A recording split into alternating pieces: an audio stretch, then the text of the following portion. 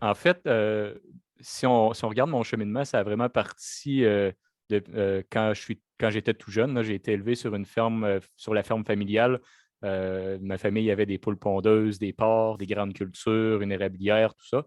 Puis, mais avec les études, bon, le cégep, après, il fallait que je fasse un choix pour l'université. Puis, j'étais passionné de l'aéronautique. Donc, je me suis inscrit en génie mécanique à l'Université McGill avec objectif de travailler dans le domaine aérospatial dans la région de Montréal. Puis, ce qui est arrivé un peu dans ça, c'est que pendant mes 4 années à Montréal, je me suis énormément ennuyé de l'agriculture. Puis, je me suis rendu compte à quel point l'agriculture, c'était profondément enraciné en moi.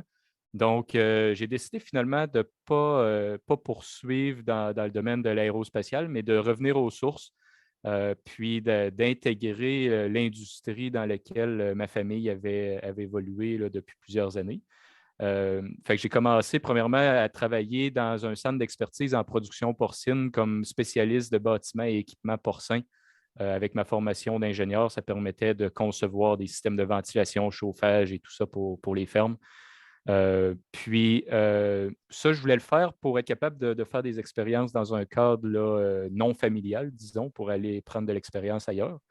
Puis, c'est après ça que je suis revenu dans l'entreprise familiale. Donc, ma famille avait, oui, des fermes, mais aussi une entreprise qui s'appelle Romain, qui fait le développement de produits technologiques, plutôt mécaniques à l'époque. Donc, je suis revenu là, pour participer à ça, développer des nouveaux produits.